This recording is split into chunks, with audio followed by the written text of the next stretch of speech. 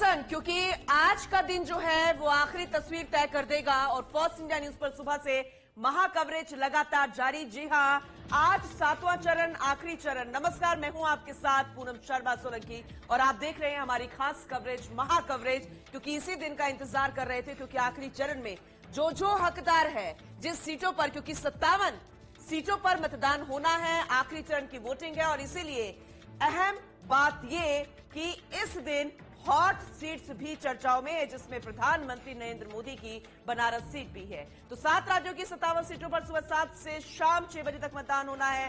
देश की hot seat Varanasi पर भी वोटिंग होनी है। वाराणसी लोकसभा सीट से पीएम मोदी तीसरी बार प्रत्याशी। यूपी की 13 सीट, बिहार की 8 सीटों पर वोटिंग, हिमाचल की 4 सीट। और हिमाचल के साथ दिलचस्प किस्सा यह भी है कि हिमाचल के साथ साथ इन 4 लोकसभा सीटों के अलावा विधानसभा की सीटों पर भी उपचुनाव होना है। पंजाब की सभी 13 सीटों पर मतदान, पश्चिम बंगाल की 9 सीट, झारखंड की 3 सीटों पर वोटिंग, ओडिशा की 6 सीट और चंडीगढ़ सीट पर भी मतदान होना है। और ये अहम राज्य है। अगर देखा जाए तो 6 राज्य है और एक केंद्र शासित प्रदेश है। कुल 57 सीटों पर आज मतदान होगा। बस वक्त आने वाला है जब आप अपने मत का इस्तेमाल कर पाएंगे, जो हकदार वोटर्स हैं। चलिए देख लेते हैं गोरखपुर लोकसभा क्षेत्र में 2014-2019 में। लेकिन खास बात इसमें पूनम ये है कि जब हम अभिनेताओं की बात करते हैं जिन्होंने राजनीति में स्विच किया, इधर दोनों ही प्रतिद्वंदियों की बात अगर करें तो वैसे, लेकिन 2014 की अगर बात करें तो योगी आदित्यनाथ की सीट गोरखपुर लोकसभा क्षेत्र सभी जानते हैं गोरखपीठ से वो है। ऐसे में 52.24% वोटों के साथ इस सीट से उन्होंने जीत दर्ज की और राजमती निषाद को उन्होंने हराया, जिन्हें 21.93% वोट मिल पाए थे। आगे बढ़कर देखते हैं 2019 में क्या रहा वोटिंग पैटर्न। रवि किशन को यहां से उतारा गया। ये वो दौर था जब रवि किशन ने राजनीति में एंट्री ली थी और 60.54% वोटों के साथ रवि किशन सीट पर जीते। रामभुआल निषाद को उन्होंने हराया 35.07% वोटों के साथ उनकी हार हुई। रवि किशन एक बार फिर से इस सीट से चुनावी मैदान में है, लेकिन प्रतिद्वंदी भी अभिनेता है। अब देखना ये होगा कि जब त्रिकोणीय मुकाबले के बीच सपा और भारतीय जनता पार्टी के दोनों चेहरे जो अभिनेता हैं, इनकी टक्कर होती है तो फिर निष्कर्ष जनता क्या निकालती है। बिल्कुल जयती, आपने बिल्कुल सही कहा। और ऐसे में इन 13 सीटों पर जहां चुनाव होने वाले हैं, मिर्जापुर का भी जिक्र कर लेते हैं। लोकसभा क्षेत्र कितना अपने आप में खास है, क्योंकि यहां से उतारा गया है अपना दल से अनुप्रिया पटेल को। उनके सामने सपा से रमेश चंद बेंद, बसपा से मनीष तिवारी। ट्रायंगल यहां पर देखना होगा कि किसकी जीत किसकी हार, ये तो वक्त बताएगा। और साथ में आज वोटर्स तय कर लेंगे कि किसको वोट देना है, किसे वो सांसद चुन रहे हैं। हालांकि तस्वीर तो हम 4 तारीख को ऐसे ही बता रहे होंगे, लेकिन विश्लेषण जरा जान लेते हैं सहयोगी जयती से 2014 में और 2019 में क्या तस्वीर बनी। ठीक है, देखते हैं सीट पर, क्योंकि अनुप्रिया पटेल मंत्री भी हैं और ऐसे में उनकी पार्टी का एनडीए के साथ में गठबंधन है। साफ तौर पर भारतीय जनता पार्टी सपोर्ट में है। 2014 में क्या रहा है सीट पर इतिहास में देख लेते हैं। 2014 और यह मिर्जापुर लोकसभा क्षेत्र, अनुप्रिया पटेल की जीत इस सीट से 2014 में हो चुकी है। 43.52% वोटों के साथ उनकी जीत हुई थी और समुद्र बिंद को उन्होंने हराया था, जिन्हें 21.68% वोट मिल पाए थे। 2019 में आपकी जगह इसमें देखते हैं। 2019 में भी मिर्जापुर लोकसभा क्षेत्र में अनुप्रिया पटेल जीत दर्ज करती हैं, केंद्र में मंत्री बनती हैं। 53.34% वोट उन्हें मिलते हैं और रामचरित निषाद को उस समय उन्होंने हराया, जिन्हें 32.42% वोट मिल पाए। हालांकि खासतौर पर जब देखा जाए तो केंद्रीय मंत्रियों का जब हम जिक्र करते हैं अनुप्रिया पटेल, उनमें से एक नाम जिनकी भी चुनाव में चुनावी प्रतिष्ठा साख कह सकते हैं कि दाव पर है, क्योंकि जीतना एक बार फिर से है और अगर एक बार फिर से अपनी कुर्सी को बचाना है तो जनता के बीच मेहनत में कोई कमी उन्होंने नहीं छोड़ी, हमने भी होते हुए देखा। बिल्कुल जयती, आपने सही कहा। और ऐसे में किसके लिए टेंशन है और किसके लिए खुशी की बात, ये तो कहना अभी जल्दबाजी होगी, लेकिन चुनौती हर किसी के लिए, क्योंकि यहां पर बीजेपी के लिए भी 7वें चरण के लिए चुनौती। पिछली बार अगर 2019 का जिक्र है तो कुछ खास नहीं था, लेकिन उत्तर प्रदेश कितना खास इस बार कर पाएगा? क्या 80 में से कितनी सीटें इस बार बीजेपी ले पाएगी या फिर कांग्रेस और सपा के खाते में कितनी आएंगी, ये देखने वाली बात होगी। बलिया लोकसभा क्षेत्र का जिक्र कर लेते हैं। बीजेपी से नीरज शेखर है, सपा से सनातन पांडे है, बसपा से लल्लन सिंह यादव है। लेकिन 2014 और 19 का वोटिंग प्रतिशत के साथ साथ क्या कुछ समीकरण कहता है, वो जान लेते हैं। चलिए देखते हैं बलिया लोकसभा क्षेत्र 2014 और 2019 में जनता ने क्या मुद्दे देखकर और विकास की किस राह पर चलकर यहां पर प्रतिनिधि का चुनाव किया। बात करते हैं बलिया लोकसभा क्षेत्र के 2014 में जनता के विश्वास की भरत सिंह पर उन्होंने विश्वास जताया और 38.45% वोटों के साथ भरत सिंह की जीत हुई और नीरज शेखर को उन्होंने मात दी जिन्हें 23.55% वोट मिल पाए।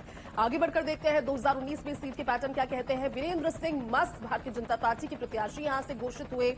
हालांकि जोर आजमाइश बहुत ज्यादा की थी क्योंकि नए नाम थे, लेकिन ऐसे में 47.04% वोटों के साथ इस सीट पर उन्होंने जीत दर्ज की और सनातन पांडे जो कि काफी चर्चित नाम इस चुनाव में भी है, सनातन पांडे को उन्होंने उस चुनाव में हराया। 45.83 वोटिंग प्रतिशत रहा सनातन पांडे का, जिनकी हार इस चुनाव में हुई थी। हालांकि बहुत ज्यादा अंतर के साथ नहीं, लेकिन सनातन पांडे को यहां पर हार का सामना करना पड़ा।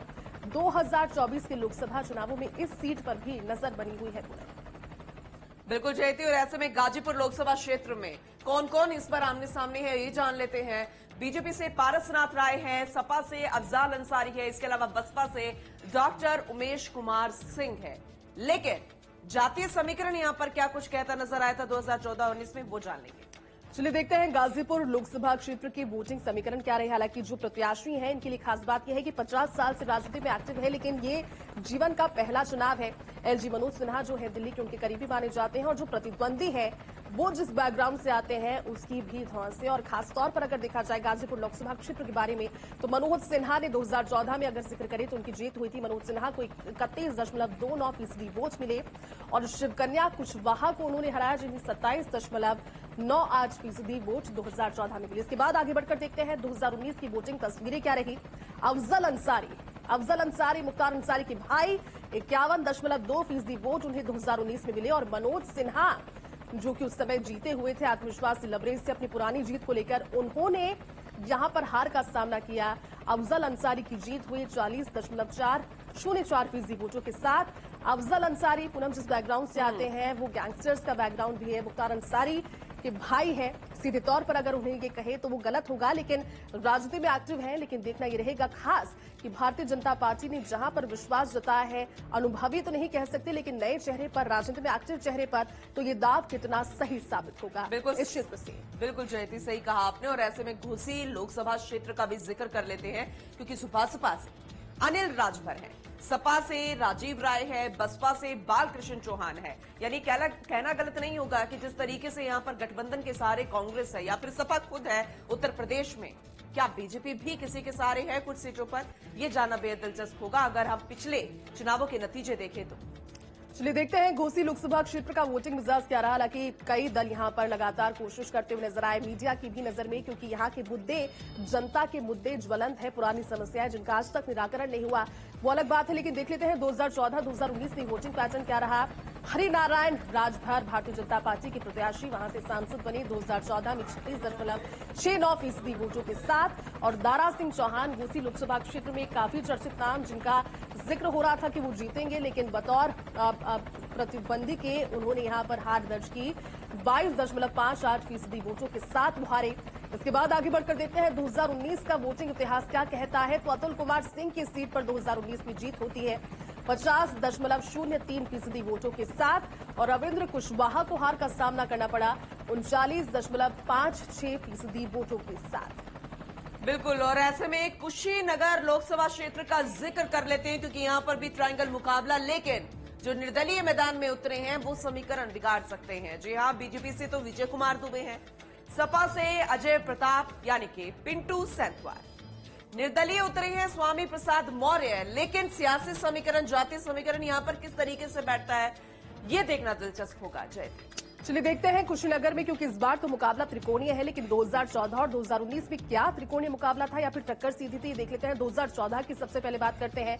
कुशीनगर लोकसभा क्षेत्र ये है, राजेश पांडे यहां से 2014 में जीत दर्ज करके सांसद बने, 39.35% वोट उन्हें मिले और आरपीएन सिंह कांग्रेस के प्रत्याशी जिन्हें 30.26% वोट ही मिल पाए, जिनकी हार हुई।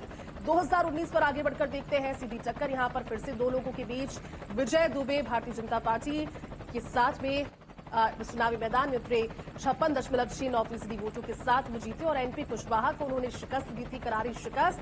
24.64% वोट ही कुशीनगर लोकसभा क्षेत्र में इस दौरान प्रतिद्वंदी को उस समय मिल पाई थी।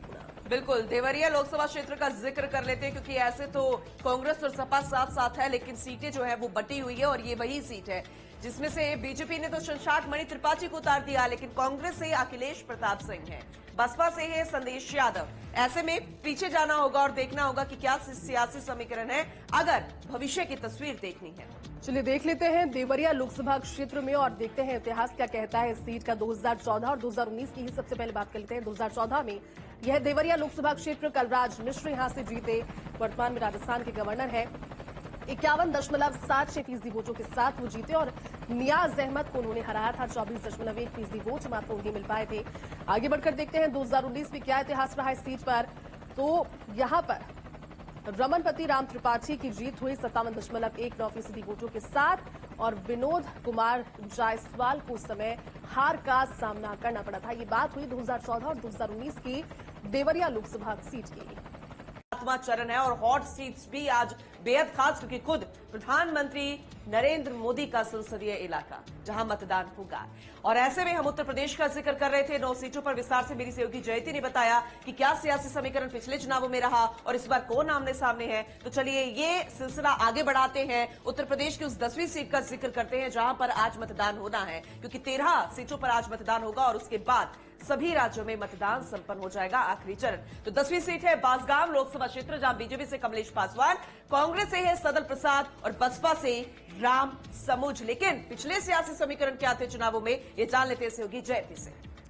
चलिए पूनम देखते हैं बांसगांव लोकसभा सीट में 2014 और 2019 में क्या रहा वोटिंग पैटर्न। सबसे पहले बात करते हैं यह बांसगांव लोकसभा क्षेत्र 2014 के वोटिंग पैटर्न। सबसे पहले देखते हैं कमलेश पासवान 48.35% वोटों के साथ इस सीट पर जीते हैं और सदन प्रसाद को उन्होंने हराया। सदन प्रसाद को उनके सामने 26.43% वोट मिल पाए। आगे बढ़कर देखते हैं 2019 में ये सीट क्या कहती है। कमलेश पासवान एक बार फिर से इस सीट पर जीते हैं 56.41% वोटों के साथ उनकी जीत हुई और सदल प्रसाद एक बार फिर से उनके सामने हारते हैं। सदल प्रसाद का वोटिंग प्रतिशत पिछली बार की तुलना यानी 2014 की तुलना में इंक्रीज हुआ, लेकिन हार इनफैक्ट उनकी 2019 में भी हुई। 40.57% वोटों के साथ कमलेश पासवान ने एक बार फिर से सदल प्रसाद को हराया इस सीट से। बिल्कुल, और ऐसे में महराजगंज लोकसभा क्षेत्र ये जानना बेहद जरूरी है क्योंकि यहां पर भी जो समीकरण एमवाई बनता है उसे बिगाड़ने की कोशिश बसपा कर रही है। बीजेपी से पंकज चौधरी है, कांग्रेस से वीरेंद्र चौधरी है और बसपा से है मोहम्मद मौसमी आलम। चलिए देखते हैं महराजगंज लोकसभा क्षेत्र में 2014 और 2019 में क्या वोटिंग इतिहास रहा। बात कर लेते हैं सबसे पहले 2014 की ही। 2014 महराजगंज लोकसभा क्षेत्र ये पंकज चौधरी 44.84% वोटों के साथ यहां पर जीते और उन्होंने काशीनाथ शुक्ल को हराया जिन्हें 21.98% वोट इस सीट यानी कि महराजगंज लोकसभा सीट से मिल पाए। इसके बाद देखते हैं 2019 में क्या रहा वोटिंग इतिहास इस सीट पर। पंकज चौधरी जिनकी जीत हुई 59.2% वोटों के साथ और अखिलेश सिंह को उन्होंने हराया 31.54% वोटों के साथ। बिल्कुल, और ऐसे में अगली सीट का हम जिक्र कर लेते हैं जो है रॉबर्ट्सगंज। ये वो लोकसभा क्षेत्र जिसमें बहुत अलग सियासी समीकरण काम करते हैं। अपना दल से बीजेपी साथ दे रही है रिंकी कोलका, सपा से छोटेलाल खरवार और बसपा से है धनेश्वर गौतम। लेकिन पिछले चुनावों में क्या कुछ रिजल्ट आया था ये जान लेते हैं। चलिए देखते हैं रॉबर्ट्सगंज लोकसभा क्षेत्र में 2014-2019 में वोटिंग इतिहास। सबसे पहले बात करते हैं 2014 की ही। 2014 में छोटेलाल ने यहां से जीत दर्ज की भारतीय जनता पार्टी के साथ 43.60% वोटों के साथ वो जीते और शारदा प्रसाद जो कि बसपा से आते हैं उन्हें 21.64% वोट मिल पाए थे। इसके बाद 2019 की अगर बात करें तो इसी लोकसभा सीट से पकौड़ी लाल कोल जीतते हैं अपना दल से 45.232% वोटों के साथ और भाई लाल को उन्होंने हराया जिन्हें उनके सामने 39.82% वोट मिल पाए थे। इंटरेस्टिंग लोकसभा क्षेत्र है, जोर आजमाइश भी हुई है, कोशिशें हुई है। देखना ये रहेगा कि महत्वपूर्ण नतीजे इस सीट पर किसके हक में होंगे। बिल्कुल जयती, और ऐसे में 13 सीटों में आज मतदान होने हैं। 13वीं सीट है लोकसभा सीट की, वो है सलेमपुर। बीजेपी से रविंद्र कुशवाहा हैं, सपा से रमाशंकर राजभर हैं और बसपा से हैं भीम राजभर। लेकिन पिछली तस्वीरें क्या बनती नजर आई थी ये जानना बेहद जरूरी। चलिए देख लेते हैं सलेमपुर लोकसभा सीट पर जनता ने किस पर विश्वास जताया था। 2014 के विश्वास की अगर बात करें जनता की, तो रविंद्र कुशवाहा यहां पर जनता के विश्वास पर खरे उतरे थे। 46.34% वोट उन्हें मिले और रविशंकर सिंह पप्पू को उन्होंने हराया, जिन्हें 18.89% वोट ही मिल पाए। इसके बाद आगे बढ़ते हैं दूसरे 19 के टेन्योर के दौरान, यानी कि 2019 के चुनावों में सलेमपुर लोकसभा क्षेत्र में रविंद्र कुशवाहा एक बार फिर से जीतते हैं 50.73% वोटों के साथ। और कुशवाहा वर्सेस कुशवाहा ये चुनाव था। हालांकि जातिगत समीकरणों को ध्यान में रखा गया होगा जरूर, लेकिन कुशवाहा वर्सेस कुशवाहा में रविंद्र कुशवाहा एक बार फिर से जीते और आरएस कुशवाहा उनके सामने प्रतिद्वंदी के तौर पर, जिनकी हार हुई 38.52% वोटों के साथ। बिल्कुल जयती, और अब बात कर लेते हैं उस राज्य की जिस पर भी काफी हॉट सीट्स बनी हुई है, या फिर यूं कहें कि कुछ वीआईपी चेहरे भी नजर आएंगे। जी हां, चाहे हम कंगना रनौत की बात करें या फिर अनुराग ठाकुर की बात करें, और ऐसे में वो राज्य है जहां पर विधानसभा के उपचुनाव भी हो रहे हैं। हमीरपुर लोकसभा क्षेत्र जो कि हिमाचल का है, ये अपने आप में बेहद खास, तो उसकी बात कर लेते हैं। यहां से कौन है? यहां से है बीजेपी से केंद्रीय मंत्री अनुराग ठाकुर और कांग्रेस से सतपाल रायजादा। लेकिन पिछले चुनावों में क्या सियासी समीकरण बैठे थे, क्या तस्वीर आई थी, ये जानना बेहद जरूरी है। चलिए देख लेते हैं हमीरपुर लोकसभा क्षेत्र, जिस तरह से आपने जिक्र किया अनुराग ठाकुर, ये भी एक बड़ी हॉट सीट इसलिए हो जाती है क्योंकि अनुराग ठाकुर लगातार 2009 से अपने पिता के इस्तीफे के बाद इस सीट पर चुनाव लड़ते नजर आए और उसके बाद भी जीते। लेकिन देख लेते हैं 2014-2019 में क्या जीत का इतिहास रहा। अनुराग ठाकुर की सीट है हमीरपुर लोकसभा की सीट। इसे इसी तरह से समझा जा सकता है क्योंकि बड़े चेहरे हैं। केंद्र में मंत्री 54.06% वोटों के साथ 2014 में भी उन्होंने जीत दर्ज की थी। इससे पहले 2009 में भी जीते थे, लेकिन 2014 की अगर बात करें तो 54.06% वोटों के साथ वो जीते। और राजेंद्र सिंह राणा कांग्रेस के प्रत्याशी, जिन्हें 42.19% वोटों के साथ शिकस्त अनुराग ठाकुर ने दी। 2019 में कितना रहा जीत का मार्जिन अनुराग ठाकुर का, ये देख लेते हैं। अनुराग ठाकुर 69.04% वोटों के साथ यहां पर जीते और फिर से जातिगत समीकरणों को ध्यान में रखते हुए कांग्रेस ने एक दाव खेलने की कोशिश की। ठाकुर वर्सेस ठाकुर का ये दाव एक बार फिर से कांग्रेस पर ही उल्टा पड़ा, फेल हो गया और ऐसे में अनुराग ठाकुर ने फिर से जीत दर्ज करते हुए रामलाल ठाकुर कांग्रेस के प्रत्याशी, जिन्हें 28.63% वोटों के साथ हराया। अनुराग ठाकुर एक बार फिर से चुनावी मैदान में है और खासतौर पर इसीलिए ये सीट हॉट सीट है क्योंकि अपने पिता के इस्तीफे के बाद उन्होंने इस सीट को हमेशा से बचाकर रखा है। परंपरागत सीट है, लेकिन कांग्रेस के प्रत्याशी भी कहे जाते हैं कि राजनीति में माहिर हैं और ऐसे में देखना ये खास रहेगा कि क्या हिमाचल की इस सीट पर देखने को मिलेगा जनता का फैसला। फैसले तो बहुत सारे करने हैं हिमाचल प्रदेश को, चाहे वो इससे पहले वाली सीट हो या फिर आने वाली सीट हो या फिर पूरी सीटें या फिर विधानसभा के उपचुनावों वाली सीटें। मंडी लोकसभा क्षेत्र का जिक्र करना इसलिए जरूरी है क्योंकि यहां पर बीजेपी ने एक नया दांव खेला है पुराना तरीका, लेकिन मंडी में नया तरीका है। लेकिन जनता क्या वो सहज तरीके से अपना पाएगी? कांग्रेस कंफ्यूजन में थी, जो पुरानी दावेदार थी उसे हटाकर विक्रमादित्य सिंह को यहां पर उतारा गया और बीजेपी से है बॉलीवुड एक्ट्रेस जो कहती है कि अगर मैं जीत गई तो फिर सिर्फ राजनीति करूंगी। जी हां, बात कर रहे हैं कंगना रनौत। चलिए देखते हैं मंडी लोकसभा क्षेत्र काफी इंटरेस्टिंग है क्योंकि चुनावी प्रचार के दौरान इसकी तस्वीरें काफी ज्यादा इंटरेस्टिंग सामने आई। मंडी लोकसभा क्षेत्र ये है 2014 में, देख लेते हैं वोटिंग इतिहास क्या रहा। रामस्वरूप शर्मा, हालांकि वीरभद्र सिंह का गढ़ ये सीट कही जाती है। रामस्वरूप शर्मा भारतीय जनता पार्टी के प्रत्याशी 50.4% वोटों के साथ यहां से जीतते हैं 2014 में। और प्रतिभा सिंह जो कि कांग्रेस के प्रत्याशी, जिन्हें 44.86% वोटों के साथ हार का सामना करना पड़ा। 2019 के वोटिंग इतिहास को अगर जाने सीट पर, तो रामस्वरूप शर्मा यहां से जीते 68.75% वोटों के साथ। और आश्रय शर्मा जो कि कांग्रेस पार्टी के एक युवा चेहरे के तौर पर मैदान में उतरे थे, चुनावी मैदान में उन्हें हार का सामना करना पड़ा 25.86% वोटों के साथ। कंगना रनौत ये कहती हुई नजर आ रही है क्योंकि राजनीति की पारी उन्होंने शुरू की है। वो ये कहती है कि अगर जीतती हैं तो जीत की जनता के लिए, मंडी की जनता के लिए विकासों के कई सारे अवसर खोल देंगी। लेकिन दूसरी ओर देखा जाए तो कांग्रेस के विधायक उनके सामने हैं और देखना ये खास रहेगा कि वीरभद्र सिंह के गढ़ से जब कांग्रेस के विधायक विक्रमादित्य सिंह चुनावी मैदान में है तो कंगना रनौत का स्टारडम क्या उन पर भारी पड़ेगा या फिर जीत की गुंजाइश वहां पर भी बनती हुई नजर आएगी। बिल्कुल जयती, और ऐसे में जानना बेहद दिलचस्प हो जाएगा कि आखिर जनता किसे स्वीकार करती है, नए बदलाव को या फिर पुराने ढर्रे को। ऐसे में कांग्रेस लोकसभा क्षेत्र है कांगड़ा, इसका जिक्र करना इसलिए जरूरी क्योंकि यहां पर ब्राह्मण वोटर्स की संख्या ज्यादा है, उसे लुभाने की कोशिश की जाती है। और एक बार फिर से बीजेपी ने दाव खेला है राजीव भारद्वाज पर और कांग्रेस से हैं आनंद शर्मा। चलिए देखते हैं कांगड़ा लोकसभा क्षेत्र में क्या रहा वोटिंग इतिहास। सबसे पहले बात करते हैं 2014 के वोटिंग इतिहास की। 2014 ये है कांगड़ा लोकसभा क्षेत्र। शांता कुमार भारतीय जनता पार्टी के प्रत्याशी, जीत उनकी हुई थी 57.69% वोटों के साथ। और चंदर कुमार जो कि कांग्रेस पार्टी के प्रत्याशी 36.18% वोट उन्हें मिले, जिनकी हार उस समय हुई। 2019 की अगर बात करें कांगड़ा लोकसभा क्षेत्र से ही, तो किशन कपूर यहां से जीते भारतीय जनता पार्टी के प्रत्याशी 72.02% वोटों के साथ बंपर जीत उनकी हुई। और पवन काजल को उन्होंने 24.95% वोटों पर ही यहां पर हार का सामना पवन काजल ने किया है। लेकिन किशन कपूर ने एक बंपर जीत इस सीट से 2019 में दर्ज की। बिल्कुल, अगली सीट का जिक्र कर लेते हैं हिमाचल प्रदेश की, वो है शिमला। शिमला इसलिए जरूरी क्योंकि यहां पर विकास बहुत ज्यादा मैटर करता है और जो मुद्दे होते हैं वो भी विकास से ही जुड़े होते हैं। और यहां पर विकास दिखता है या नहीं दिखता, इसी पर ही सारी चीजें निर्भर करती है। तो इस बार बीजेपी से है सुरेश कश्यप, कांग्रेस से है विनोद सुल्तानपुरी। लेकिन पिछली तस्वीर क्या थी वो जान लेते हैं।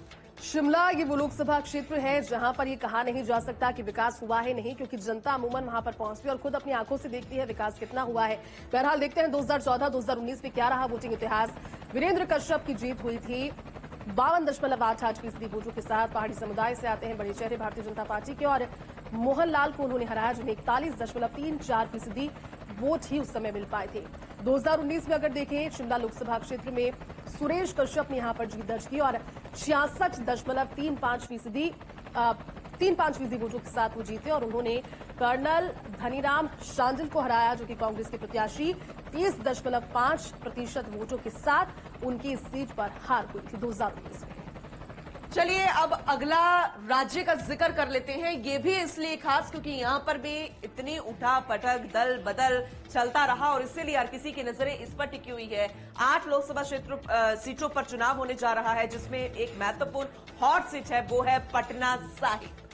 तो इस बार मैदान में बीजेपी से रविशंकर प्रसाद, तो कांग्रेस से हैं अंशुल अभिजीत। लेकिन जनता किसको स्वीकार करती है, ये तो जो पिछला सियासी समीकरण है उससे बहुत कुछ क्लियर भी हो सकता है। जयदीप, बिल्कुल, पूर्व केंद्रीय मंत्री रविशंकर प्रसाद वर्तमान में सांसद, और उनके सामने जो है वो मीरा कपूर के बेटे हैं। चलिए देखते हैं इस लोकसभा क्षेत्र में 2014-2019 में क्या वोटिंग इतिहास रहा। शत्रुघ्न सिन्हा 2014 में यहां से चुनाव लड़ते हैं, राजनीतिक पारी में एंटर करते ही उनकी जीत होती है 55.56% वोटों के साथ वो जीते हैं। और कुणाल सिंह जो कि कांग्रेस के प्रत्याशी थे, उन्होंने हार का सामना किया 25.17% वोटों के साथ। अब पटना लोकसभा क्षेत्र में 2019 में क्या समीकरण बने वो भी देख लेते हैं। तो रविशंकर प्रसाद जिनकी जीत हुई थी, फिर उसके बाद में 61.85% वोटों के साथ वो जीते। और शत्रुघ्न सिन्हा को उन्होंने हराया 32.87% वोटों के साथ। ये रहा 2014 और 2019 का इस लोकसभा क्षेत्र का वोटिंग इतिहास। बिल्कुल, चलिए अगली सीट का जिक्र कर लेते हैं। वैसे तो देखा जाए कि तमाम आज जो चुनाव हो रहा है जिन सीटों पर, उसमें से ज्यादातर हॉट सीट्स हैं और वीआईपी चेहरे भी हैं। पाटलिपुत्र लोकसभा क्षेत्र का जिक्र करना इसलिए भी जरूरी है क्योंकि पूर्व मुख्यमंत्री की बेटी भी है। और ऐसे में बीजेपी ने कहां पर दांव खेला, तो रामकृपाल यादव को उन्होंने मैदान में उतारा है। तो आरजेडी से है मीसा भारती।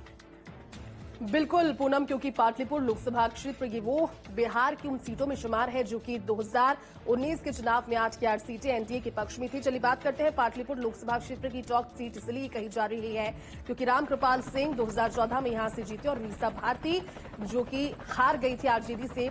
रामकृपाल यादव की अगर बात करें तो 39.35% वोट उन्हें मिल पाए और मीसा भारती जिन्हें मात्र 35.21% वोटों के साथ संतुष्ट होना पड़ा। अंतर बहुत ज्यादा नहीं था, लेकिन जीत जरूर यहां पर रामकृपाल यादव की हुई। इसके बाद में 2019 में पाटलिपुत्र लोकसभा क्षेत्र में क्या समीकरण बने। रामकृपाल यादव एक बार फिर से जीते, मीसा भारती एक बार फिर से मैदान में उतरी लेकिन जीत गई 43.63% वोटों के साथ। मीसा भारती की हार हुई और 47.28% वोटों के साथ। और लगातार 2 बार अंतर बहुत ज्यादा कम रहा, लेकिन कहा जा सकता है कि लालू प्रसाद यादव की बेटी और आरजेडी की ये कह सकते हैं कि सबसे बड़ी बिटिया की साख इस सीट से इस बार भी चुनावी दांव पर है।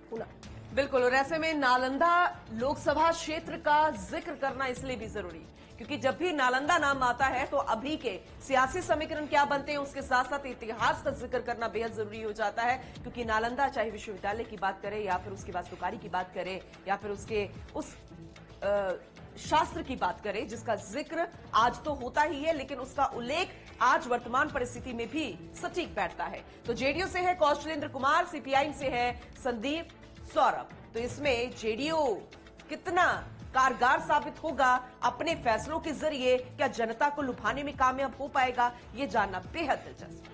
चलिए देखते हैं, नालंदा लोकसभा क्षेत्र 2014 में भारतीय जनता पार्टी के गिरिराज सिंह यहां से मैदान में थे। 2014 का देख लेते हैं। गिरिराज सिंह 44.5% वोटों के साथ जीते और राज वल्लभ प्रसाद, जिनकी हार हुई थी, 28.52% वोटों के साथ हार का सामना किया था। और ऐसे भी 2019 पर अगर देखें नजर डालकर, तो चंदन सिंह यहां से जीते 52.59% वोटों के साथ और विभा देवी उनके सामने कॉम्पोनेंट के तौर पर, लेकिन 36.88% वोटों के साथ विभा देवी को चंदन सिंह के सामने सीट से, नालंदा लोकसभा सीट से हार का सामना करना पड़ा। बिल्कुल, अगली सीट है जहानाबाद लोकसभा क्षेत्र, जिसमें त्रिकोणीय मुकाबला, और ऐसे में जेडीयू से उतरे हैं मैदान में चंद्रेश्वर प्रसाद चंद्रवंशी। तो आरजेडी से हैं सुरेंद्र प्रसाद यादव और निर्दलीय उतरे हैं आशुतोष कुमार भूमिहार। अब फैसला जनता को कर रहा है, वो कंफ्यूज होकर करेगी या फिर उसका फैसला निश्चित तौर पर तय हो चुका है। आज कैद हो जाएगा ईवीएम। चलिए देखते हैं, जहानाबाद लोकसभा क्षेत्र में बिहार की एक और सीट है जिस पर देखना जरूरी होगा, लेकिन सबसे पहले बात कर लेते हैं 2014 की लोकसभा चुनावों के पैटर्न की। जनता ने किस तरह से वोट दिए, इसे देखकर समझ आ जाएगा। डॉक्टर अरुण कुमार यहां पर जीते 40.27% वोटों के साथ और सुरेंद्र प्रसाद यादव 34.99% वोटों से यहां पर हार गए। इसके बाद आगे बढ़कर देखते हैं जहानाबाद लोकसभा क्षेत्र में 2019 का वोटिंग इतिहास क्या कहता है। तो चंद्रेश्वर प्रसाद 40.82% वोटों के साथ यहां पर जीते और सुरेंद्र प्रसाद यादव एक बार फिर से मैदान में उतरे, लेकिन फिर से हार गए। हालांकि बहुत कम मार्जिन के साथ उनकी हार हुई, क्योंकि जहां चंद्रेश्वर प्रसाद 40.82% वोटों के साथ जीते, तो मात्र कुछ ही वोटों के अंतर से 40.61% वोटों के साथ सुरेंद्र प्रसाद यादव की सीट पर हार हुई थी। बिल्कुल, और अगली सीट का जिक्र कर लेते हैं। ये है सासाराम लोकसभा क्षेत्र। ये इसलिए खास क्योंकि यहां पर दो महत्वपूर्ण पार्टियां इस बार आमने सामने, यानी कि कोई गठबंधन नहीं है। जी, हम बात कर रहे हैं बीजेपी की, जिससे मैदान में है शिवेश राम, और कांग्रेस से हैं मनोज राम। देखते हैं सासाराम लोकसभा क्षेत्र में 2014-2019 में वोटिंग इतिहास क्या रहा। बात करते हैं सासाराम लोकसभा क्षेत्र। ये है छेदी पासवान 43.93% वोटों के साथ उनकी जीत हुई और मीरा कुमार, एक बड़ा नाम, चर्चित नाम कांग्रेस पार्टी के, और स्पीकर के तौर पर भी उन्होंने अपना कार्यकाल निभाया, लेकिन 36.33% वोटों के साथ 2014 के चुनाव में सासाराम लोकसभा क्षेत्र से मीरा कुमार को हार का सामना करना पड़ा। आगे बढ़कर देखते हैं 2019 में वोटिंग इतिहास क्या रहा इस सीट पर। तो छेदी पासवान को एक बार फिर से यहां पर उतारा 50.76% वोटों के साथ, और बिल्कुल तस्वीर वही थी, लेकिन साल बदल गया था, अंतर बदल गया था। हार का मीरा कुमार अब यहां पर फिर से 2019 में कॉम्पीट करती हुई नजर आई, लेकिन 33.76% वोटों के साथ छेदी पासवान के सामने मीरा कुमार की चुनावी हार 2019 में भी सासाराम लोकसभा क्षेत्र से हुई। बिल्कुल, और अगली सीट का जिक्र कर लेते हैं बक्सर लोकसभा क्षेत्र। इसलिए खास क्योंकि वैसे इसे कहा जाता है कि आज के दौर में राजनेताओं के लड़ने का या फिर योद्धाओं के लड़ने का एक अखाड़ा बन गया है। हम क्यों कह रहे हैं, अब जरा देखिएगा कौन कौन से प्रत्याशी मैदान में हैं, आप खुद अंदाजा लगा पाएंगे। बीजेपी से है मिथिलेश तिवारी, तो आरजेडी से सुधाकर सिंह, और निर्दलीय मैदान में है आनंद मिश्रा। बक्सर लोकसभा क्षेत्र में 2014-2019 के इतिहास को जान लेते हैं। बक्सर लोकसभा क्षेत्र ये है, ऐसे में अश्विनी चौबे 36.29% वोटों के साथ यहां पर जीते और जगदानंद सिंह की हार यहां पर हुई 21.24% वोटों के साथ। 2019 में बक्सर लोकसभा क्षेत्र में वोटिंग इतिहास अब जान लेते हैं। तो 2019 की अगर बात करें, सीट पर अश्विनी चौबे यहां से एक बार फिर से जीतते हैं 47.94% वोटों के साथ, और जगदानंद सिंह की 36.20% वोटों के साथ 2019 में भी सीट पर हार हुई। का भी जिक्र कर लेते हैं काराकाट, क्योंकि ये भी बेहद अहम है। ऐसे में त्रिकोणीय मुकाबला भी यहां पर नजर आता। आरएलएसपी से उपेंद्र कुशवाहा है, सीपीआईएम से राजा राम सिंह है, और निर्दलीय है पवन सिंह मैदान में। अब जनता किसके भाग्य का फैसला करती नजर आएगी, ये जानना बेहद दिलचस्प, लेकिन ऐसे में पीछे चलना होगा, पिछले चुनावों को देखना भी जरूरी है। काराकाट लोकसभा क्षेत्र राजनीतिक लिहाज से तो लोगों की चर्चाओं में है, खासतौर पर बिहार की अलग अलग क्षेत्रों में इसकी चर्चाएं हैं। लेकिन पवन सिंह क्योंकि अभिनेता के तौर पर इस चुनावी मैदान में सीट से हैं तो ज्यादा इस पर चर्चा हो रही है। लोकसभा क्षेत्र काराकाट यह है। 2014-2019 का वोटिंग इतिहास देखते हैं। उपेंद्र कुशवाहा की जीत हुई यहां पर 43.46% वोटों के साथ उनकी जीत हुई और कांति सिंह जिनकी हार हुई थी 29.97% वोटों के साथ। चलिए आगे बढ़कर देखते हैं काराकाट लोकसभा क्षेत्र में 2019 में क्या रहा। महाबली सिंह 45.86% वोटों के साथ जीते और उपेंद्र कुशवाहा को 36.13% वोटों के साथ ही इस सीट से यानी कि काराकाट लोकसभा सीट से संतोष लेना पड़ा। बिल्कुल, और ऐसे में अब अगली सीट का जिक्र करेंगे, वो है आरा लोकसभा क्षेत्र। ऐसे में अगर बीजेपी को देखें तो अपने सिटिंग सांसद पर ही उन्होंने भरोसा जताया। जी हां, आरके सिंह पर उन्होंने एक बार फिर से भरोसा जता दिया है। तो सीपीआईएम से हैं सुदामा प्रसाद। आरा लोकसभा सीट 2014-2019 में वोटिंग इतिहास जान लेते हैं। सीट से 2014 की सबसे पहले बात करते हैं तो ये है आरा लोकसभा सीट। आरके सिंह जिनकी जीत हुई 44.52% वोटों के साथ और भगवान सिंह कुशवाहा 29.05% वोटों पर ही सिमट गए उस समय। 2019 की अगर बात करें तो 2019 में भी आरके सिंह ने यहां पर कमल के फूल को खिलाया, जीते वो एक बार फिर से 52.42% वोटों के साथ। और राजू यादव को जो कि उनके कॉम्पोनेंट थे, ऐसे में कॉम्पिटिशन के तौर पर जब मैदान में उतरे तो 38.79% वोट ही राजू यादव को उस समय आरके सिंह के तौर सामने मिल पाए थे। और ऐसे में आरके सिंह एक बार फिर से चुनावी मैदान में ये सीट हैट्रिक हो जाएगी अगर आरके सिंह यहां से इस चुनाव को जीतते हैं। चलिए अब उस राज्य का जिक्र करते हैं जहां पर आज 7वें चरण में एक साथ सभी सीटों पर मतदान होने जा रहे हैं। हम बात कर रहे हैं पंजाब की, जिसकी राजनीति भी बड़े दिलचस्प मोड़ पर नजर आती है क्योंकि दल बदल और यहां पर बदलाव भी बहुत देखा है लोगों ने। लेकिन जनता इस बार लोकसभा चुनावों में किस पर विश्वास जताएगी, देखना दिलचस्प होगा। और सबसे पहले बात करेंगे अमृतसर सीट की, और ये अमृतसर लोकसभा क्षेत्र अपने आप में सियासी मायनों में देखा जाए तो काफी अहम, और इसमें कहा जाता है कि जो रिजल्ट आएगा वो चौंकाने वाला हो सकता है। तो प्रत्याशी जान लेते हैं। बीजेपी से होंगे टीएस सिंधु, कांग्रेस से गुरजीत सिंह औजला, आप पार्टी से हैं कुलदीप धालीवाल और अकाली दल से हैं अनिल जोशी। अमृतसर लोकसभा क्षेत्र देख लेते हैं। अमृतसर गोल्डन टेम्पल की तस्वीर आप मेरे पीछे देख रहे होंगे। जाना ही इस नाम से जाता है, पवित्र धरती है। लेकिन लोकसभा चुनावों में 2014-2019 में क्या रहा। कैप्टन अमरिंदर सिंह कांग्रेस पार्टी से यहां पर जीते 48.06% वोटों के साथ। और अरुण जेटली यानी कि दोनों बड़े चेहरे एक दूसरे के आमने सामने 2014 में थे। अरुण जेटली की हार हुई थी भारतीय जनता पार्टी के अरुण जेटली 37.83% वोटों के साथ इस चुनाव को हार गए थे। 2019 में देखते हैं अमृतसर लोकसभा क्षेत्र पर क्या हुआ। गुरजीत सिंह औजला यहां से जीते कांग्रेस पार्टी के प्रत्याशी 51.78% वोटों के साथ। और हरदीप सिंह पुरी केंद्रीय मंत्री यहां पर 40.19% वोटों के साथ हार का सामना उन्हें करना पड़ा। लेकिन खास बात यह है क्योंकि आप 2024 में प्रवेश कर चुके हैं। 13 सीटों पर चुनाव पंजाब की, ऐसे में 2 सीटें इससे पहले एनडीए के पक्ष में थी। एनडीए को और ज्यादा जोर आजमाइश करनी पड़ रही है। लेकिन आम आदमी पार्टी के लिए यहां पर ज्यादा इसीलिए टफ कंपटीशन हो गया है क्योंकि अरविंद केजरीवाल और भगवंत मान इन सभी की साख इस 13 सीटों पर दाव पर है। और खासतौर पर अमृतसर लोकसभा सीट पर भी सभी की निगाहें। बिल्कुल, और ऐसे में पटियाला लोकसभा क्षेत्र का जिक्र कर लेते हैं। पंजाब में अगर पटियाला का जिक्र नहीं हो तो फिर कुछ कुछ अधूरा लगता है क्योंकि बहुत सारी चीजों के आगे पटियाला जुड़ जाता है जो कि यहाँ की खास है। और ऐसे में यहाँ का खास है राजनीतिक तौर पर शाही परिवार, जिसकी एक अहम भूमिका राजनीति में रही है। और कांग्रेस का जो साथ दिया है उन्होंने बहुत पहले से, क्योंकि मैदान में उतरे भी और सदस्य भी बने, यहाँ पर सांसद भी चुने गए। लेकिन अब बीजेपी यहाँ पर नजर आती है पटियाला में। तो बीजेपी से है परनीत कौर इस बार मैदान में, कांग्रेस से हैं डॉक्टर धर्मवीर गांधी और आप पार्टी से हैं डॉक्टर बलबीर, अकाली दल से हैं एनके शर्मा। लेकिन पटियाला का इतिहास राजनीतिक तौर पर क्या कहता है, ये जानना बेहद अहम है। देखते हैं पटियाला लोकसभा क्षेत्र 2014-2019 में वोटिंग इतिहास क्या रहा। सबसे पहले बात करते हैं 2014 की। यह है पटियाला लोकसभा क्षेत्र। डॉक्टर धर्मवीर गांधी इस बार भी चुनावी मैदान में, लेकिन 2014 में जीते थे 32.71% वोटों के साथ। और परनीत कौर जो एक बार फिर से चुनावी मैदान में है, लेकिन उस समय उन्हें हार का सामना करना पड़ा था 30.84% वोटों के साथ। चलिए आगे बढ़ते हैं और देखते हैं 2019 में वोटिंग इतिहास क्या रहा। इस सीट पर परनीत कौर यहां पर एक बार फिर से उतरी। कांग्रेस पार्टी ने यहां पर जीत दर्ज की 45.17% वोटों के साथ। और सुरजीत सिंह को यहां पर हराया, जिन्हें 31.35% वोट 2019 में मिल पाए और उन्होंने हार का सामना किया। अगली सीट का जिक्र करते हैं, भटिंडा लोकसभा क्षेत्र, क्योंकि इसमें ये कहा जाने लगा था कि बीजेपी ने कब्जा कर लिया है। एक ही सीट से बार बार यहां पर प्रत्याशी जीत रहा था, लेकिन थोड़े से बदलाव यहां पर किए गए हैं बीजेपी की तरफ से। लेकिन बाकी दलों ने कितने बदलाव किए या फिर वो डर रही थी, चुनौती किसके लिए खड़ी थी, ये सीट बेहद खास है। भटिंडा लोकसभा क्षेत्र बीजेपी से इस बार है परमपाल कौर, अकाली दल से हरसिमरत कौर, तो कांग्रेस से जीत मोइंदर सिद्धू और आप पार्टी से गुरमीत सिंह खुड़िया।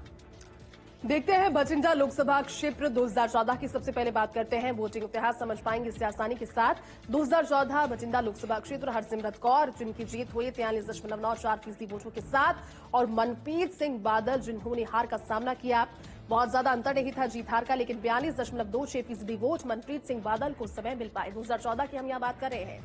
2019 पर आगे बढ़कर देखते हैं। भटिंडा लोकसभा क्षेत्र, हरसिमरत कौर एक बार फिर से यहां से जीती हैं 41.04% वोटों के साथ, और अमरिंदर सिंह राजा यहां से हार जाते हैं उनके सामने 39.23% वोटों के साथ।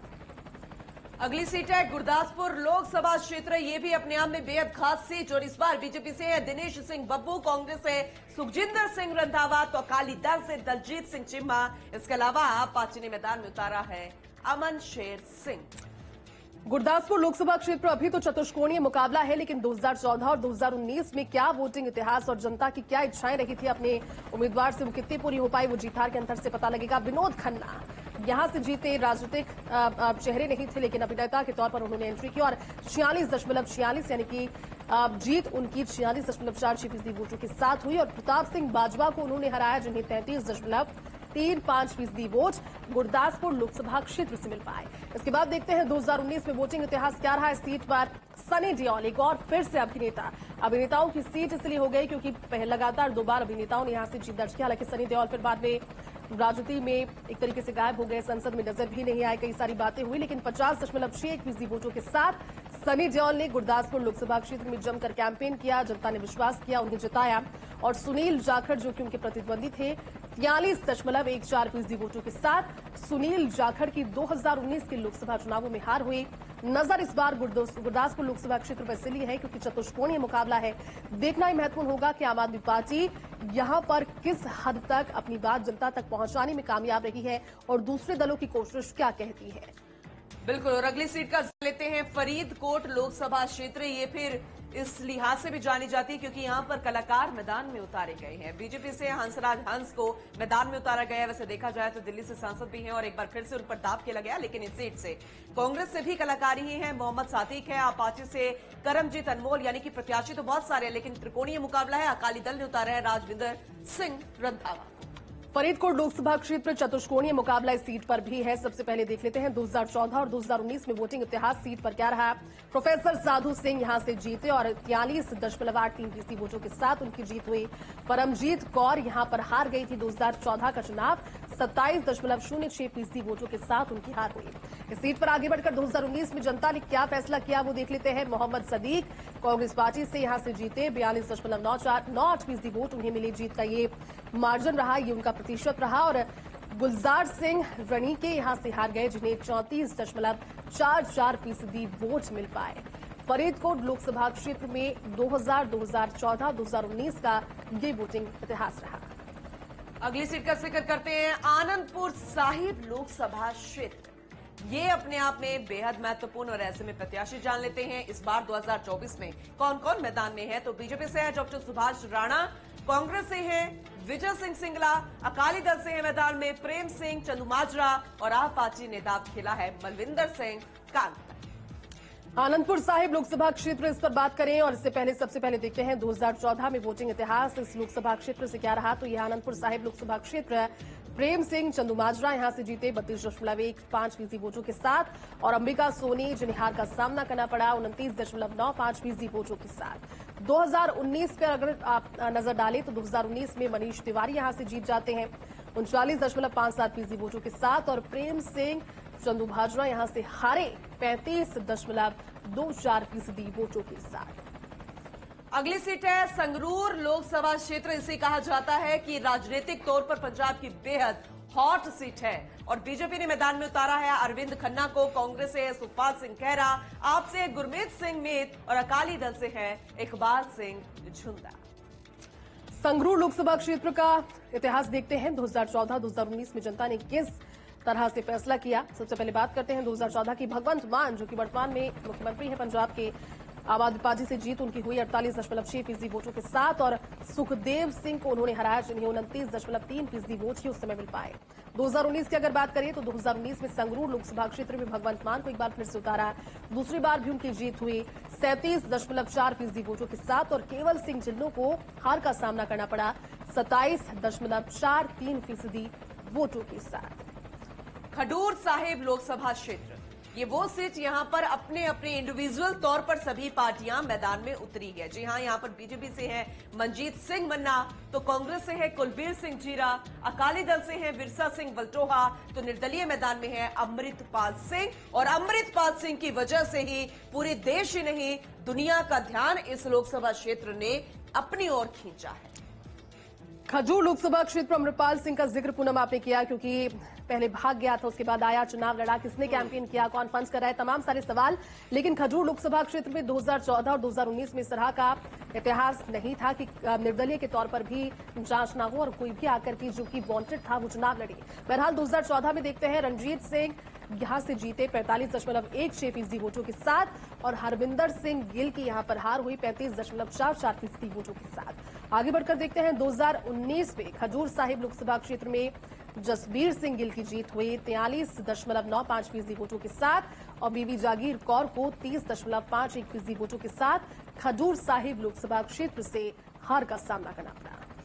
अगली सीट का जिक्र कर लेते हैं, जालंधर लोकसभा क्षेत्र। वैसे तो जालंधर लोकसभा क्षेत्र अपने आप राजनीतिक मायनों में खास है, लेकिन इस ओर हर किसी का ध्यान इसलिए क्योंकि यहां पर परिवार के लोग हैं आमने सामने, या फिर यूं कहें कि समधी भी आमने सामने हैं। बीजेपी से सुशील रिंकू, कांग्रेस से चरणजीत सिंह चन्नी, तो अकाली दल से महेंद्र सिंह केपी। ये बेहद दिलचस्प मुकाबला है। तो आप पार्टी से हैं पवन कुमार टीवी।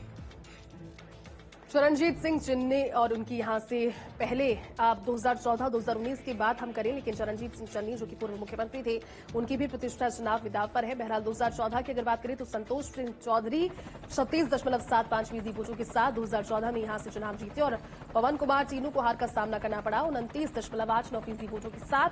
इसके बाद आगे बढ़कर देखते हैं 2019 में इस सीट पर क्या इतिहास रहा। संतोष सिंह चौधरी यहां से जीते 27.85% वोटों के साथ और चरणजीत सिंह यहां से हार गए 35.94% वोटों के साथ। लुधियाना लोकसभा क्षेत्र ये भी अपने आप में कई मायनों में खास है, या फिर यूं कहे कि पंजाब में आज सभी सीटों पर चुनाव हो रहे हैं। इंतजार बहुत ज्यादा लंबा हो गया, चुनाव प्रचार प्रसार में भी कोई कसर नहीं, लेकिन एक एक सीट अपने आप में कई मायनों में खास, क्योंकि पिछला दौर बहुत अलग था, ये दौर बहुत अलग है। बीजेपी से रवनीत सिंह बिट्टू हैं, तो कांग्रेस से अमरिंदर सिंह राजा है, आप से है अशोक पाराशर पप्पी और अकाली दल से है रंजीत सिंह। लेकिन इतिहास क्या कहता है, ये जानना बेहद जरूरी। चलिए देखते हैं इतिहास। लुधियाना लोकसभा क्षेत्र इसका नाम है और देखते हैं 2014 और 2019 में वोटिंग किस तरह से जनता ने की, कैसे वोट दिए, किसे जिताया। रवनीत सिंह बिट्टू 2014 से यहां पर जीते और 27.38% वोटों के साथ उनकी जीत हुई। आम आदमी पार्टी के हरविंदर सिंह फुटका को उन्होंने हराया 25.59% वोटों के साथ हरविंदर सिंह की हार हुई। 2019 पर आगे बढ़कर देखते हैं तो 2019 में यानी कि 5 साल के बाद भी कुछ बदला नहीं। रवनीत सिंह बिट्टू यहां से फिर से जीते। कांग्रेस 2 बार से मजबूत नजर आई 36.66% वोटों के साथ। लुधियाना लोकसभा क्षेत्र पर कांग्रेस लगातार 2 बार जीत रही है और सिमरनजीत सिंह को यहां पर उन्होंने हराया, जिन्हें 2019 में 29.36% वोट इस लोकसभा क्षेत्र लुधियाना लोकसभा क्षेत्र से मिल पाए। अगली सीट का जिक्र कर लेते हैं पंजाब की, वो है होशियारपुर लोकसभा क्षेत्र। ये भी अपने आप में राजनीतिक तौर में कई मायनों में खास। बीजेपी ने दाव खेला है अनीता सोमप्रकाश पर, कांग्रेस ने यामिनी गोमर पर, अकाली दल से हैं सोहन सिंह डंठल, आप से है डॉक्टर राजकुमार चबेवाल। होशियारपुर लोकसभा क्षेत्र देखते हैं 2014-2019। सबसे पहले बात करते हैं 2014 की ही। होशियारपुर लोकसभा क्षेत्र से विजय सिंह संपला 36.29% वोटों के साथ जीते और मोहिंदर सिंह केपी को यहां पर उन्होंने हराया, जिन्हें 34.86% वोट मिल पाए। 2014 की यहां पर हम बात कर रहे हैं। बात करते हैं 5 साल बाद यानी 2019 में क्या परिवर्तन हुआ इस सीट पर। सोम प्रकाश 42.52% वोटों के साथ इस सीट पर जीते और राजकुमार चब्बेवाल को उन्होंने हराया 2019 में 37.63% वोटों के साथ इस होशियारपुर लोकसभा क्षेत्र में। अगली सीट है पंजाब की, वो है फतेहगढ़ साहिब लोकसभा क्षेत्र। ये भी अपने आप में कई मायनों में खास और इसीलिए बीजेपी ने दाव खेला है गेजाराज वाल्मीकि को। कांग्रेस को थोड़ा सा वक्त लेना पड़ा, लेकिन डॉक्टर अमर सिंह पर उन्होंने दाव खेल दिया है। अकाली दल से हैं विक्रमजीत सिंह खालसा, तो आपसे हैं गुरप्रीत सिंह जीपी। देखते हैं फतेहगढ़ साहिब लोकसभा क्षेत्र 2014 की सबसे पहले बात कर लेते हैं। 2014 में क्या वोटिंग इतिहास रहा है। सीट पर हरविंदर सिंह खालसा 35.77% वोटों के साथ जीते और साधु सिंह जो कांग्रेस के प्रत्याशी थे, आम आदमी पार्टी के प्रत्याशी ने 30.49% वोटों के साथ यहां कांग्रेस को शिकस्त दी। 2019 पर आगे बढ़कर देखते हैं 5 साल बाद क्या परिवर्तन इस सीट पर हुआ। तो डॉक्टर अमर सिंह जो एक बार फिर से चुनावी मैदान में ताल ठोक रहे हैं। 2019 में उनकी जीत हुई थी कांग्रेस पार्टी से 41.75% वोटों के साथ और अकाली दल से दरबार सिंह गुरु जिन्हें 32.23% वोटों के साथ 2019 में फतेहगढ़ साहिब लोकसभा क्षेत्र से हार का सामना करना पड़ा। फिरोजपुर लोकसभा क्षेत्र का जिक्र कर लेते हैं। यहां पर दो ही पार्टी हमेशा से आमने सामने रही है और जो मौजूदा सांसद है उन्होंने यहां पर एक बार फिर से लड़ने से मना कर दिया। तो बीजेपी से गुरमीत सिंह सोढ़ी को मैदान में उतारा गया, कांग्रेस से शेर सिंह घुबाया, तो आप पार्टी से हैं जगदीप सिंह बराड़, अकाली दल से हैं नरदेव सिंह बॉबी। चलिए देखते हैं फिरोजपुर लोकसभा क्षेत्र क्या कहता है। फिरोजपुर लोकसभा क्षेत्र 2014 में क्या जनता ने मन बनाकर के प्रतिनिधि को चुना, किस तरह से वोट दिए। शेर सिंह घुबाया यहां से जीते 44.45% वोटों के साथ अकाली दल से और सुनील जाखड़ जिन्हें 41.59% वोट मिल पाए थे कांग्रेस के प्रत्याशी जिनकी हार हुई। 2019 में फिरोजपुर लोकसभा क्षेत्र के क्या मायने रहे। सुखबीर सिंह बादल यहां से जीते अकाली दल से 54.05% वोटों के साथ और शेर सिंह घुबाया कांग्रेस पार्टी के जहां 37.08% वोटों के साथ कांग्रेस पार्टी के प्रत्याशी शेर सिंह घुबाया की इस सीट फिरोजपुर लोकसभा सीट से हार हुई।